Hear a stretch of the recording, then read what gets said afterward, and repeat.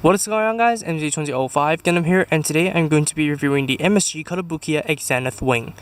So this is basically a backpack booster that is armed to the teeth with blades, and I must say I like how it looks. Now the cockpit piece reminds me a bit of the skull weapon set, or the what is it called? The heavy weapon arms from the build custom line, but everything else is pretty unique to me, especially when the wings of the backpack are blades. Now there are some custom sets that I am not recalling right now that have this kind of feature, but the looks of this thing pretty much tops it all. Now this is not even all the weapons mounted onto the entire booster, because you do have some clear blades which you can optionally put on, or you have an extra blaster.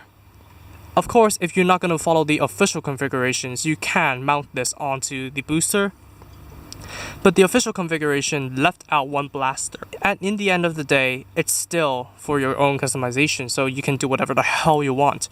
Now this is only one of the official flight configurations, so there's a second one, which you need to take off the blades, the entire wing set, and then rotate this peg and hole, and then rotate the entire assembly, and then remount it onto the body. And then you have seen the pistols fall off. This is one of the major flaws with this kit, because these are basically pegged on by friction, and the pistols are basically assembled with just two halves. So the pegs will start to pry open the hole, so that although they are kind of solid when they are fully assembled, just when they're fully pushed in, but they do start to fall off when the peg would start to pry open the hole. And then you need to raise these wing pieces over here. And this is the second official flight form. Now, I like the other one better. I don't know about you guys, but this is definitely still a pretty good looking booster. But the main thing that this thing is going to be is a backpack of weapons. Now, before you mount it, the blaster over here is going to be obstructing the pegs from going into the hole. So you have to remove this. Of course, take off the binders if you feel like you do not have enough space to tear it open. Now the pegs, these are separate pegs, and they are very, very tight. Now thankfully I have cut some like indents over here, so that it is easy enough for me to go in there with a pair of tweezers and just push the peg out. Same thing goes for here. So there are some pieces that are too loose that you need to glue in, like the pistols. At the same time, there are some pieces which are too tight for you to just take them out barehanded. So you are left with this and a blaster. So what I'm going to do is bring in Gundam Aquarius over here, which has an adapter from a single hole to a double hole. So now you have two pegs over here, one at the top and one at the center. Now this is basically made for the M.S.G frames, but these are still your regular old 3mm peg. So it basically goes in soundly like this. And then you just reattach these if you've taken them off. And now you basically have the Exenith wing attached onto the back of a Gundam. Sorry for the jump cut, but I realized I forgot to mention the articulation of the backpack. So first of all, you have a hinge over here, and then you have some degree of rotation over here, and then you have a hinge here that can hinge the entire thing up. And then you have a rotation here, a rotation at the wing itself, and then of course a rotation up here. So it is very articulate for a backpack, so you can get it into a lot of different configurations. It's all up to your creativity. This kit does also come with an adapter.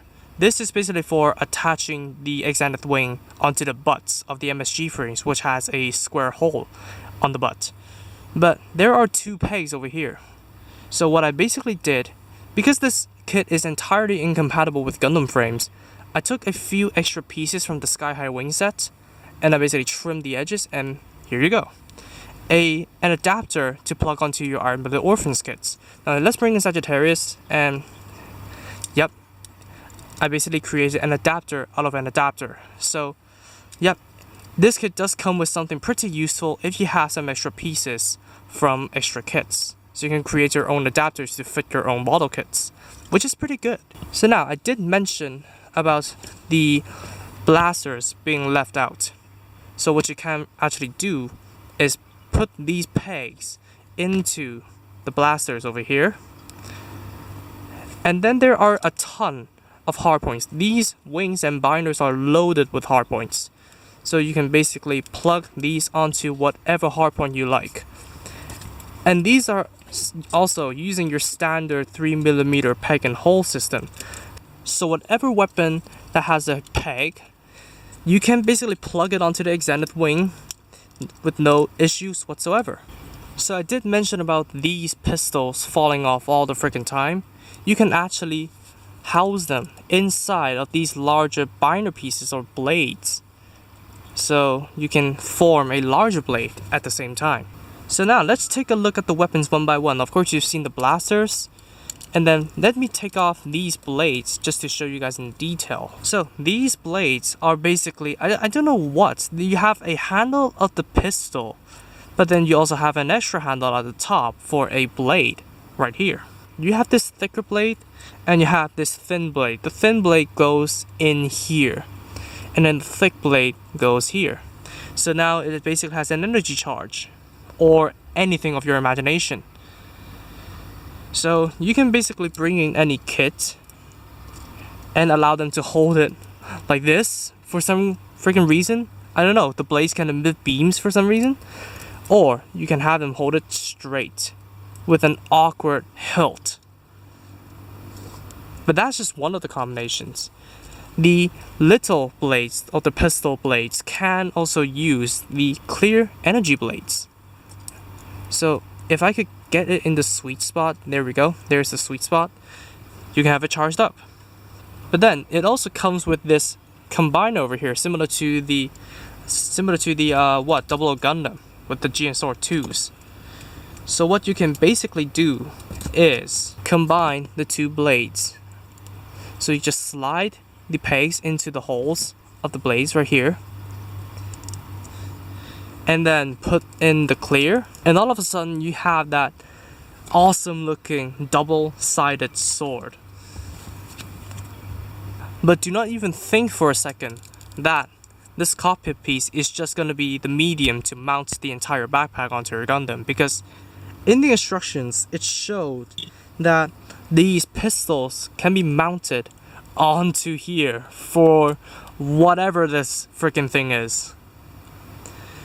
It looks kind of weird, but yeah, I appreciate the ingenuity. And of course the same problem applies here. Last but not least, the combinations that they showed with steps, the Buster Sword. Now, the first step is, yeah, use this and put them apart. And then secondly, take one of the blasters and then use the two gigantic blades, just slap them together. There aren't really any mediums just to hold them together, so they are not solid. But that is not really a complaint, because the entire blaster, when slotted into the two blades, can hold them pretty solidly. There we go. And now you have this gigantic blade right here, which you can just straight up use with the blaster. Or even use it as a cannon, I don't know. And then you use this over here and then plug it on. Just slide it onto the handle. Now I did cut the handle just because it is not compatible with Gundam frame hands. Because if you did put these straight out of the box into Gundam frame hands, it would stress the hand. And then you just bring in the second blaster and put them at the other end.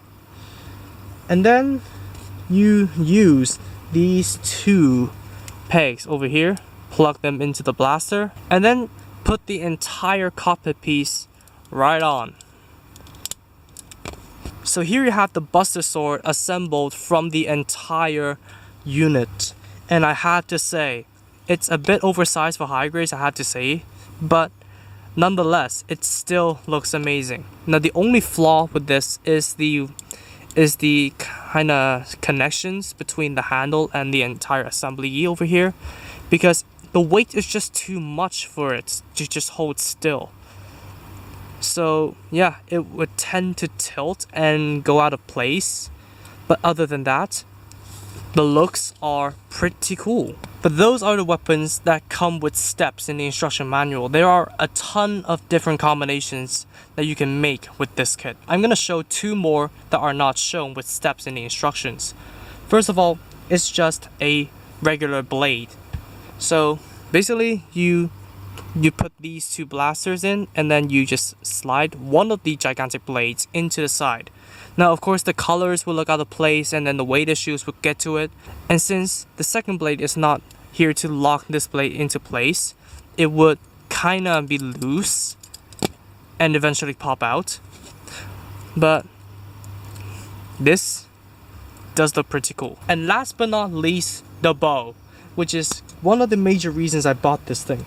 So you take one of the blasters right here, and then you place these. You just connect these into the blaster. These are the arm units that connect the wings to the backpack. I had to remove the clear green blades on the tips of the gigantic blades, and then bring in the pistol looking blades, slide the green piece onto it, and then connect it onto the pegs right here. And here you have it, the bow configuration. Now of course the pistols are still going to be loose on the bow since it's connected to these pegs, but I think this configuration is just enough.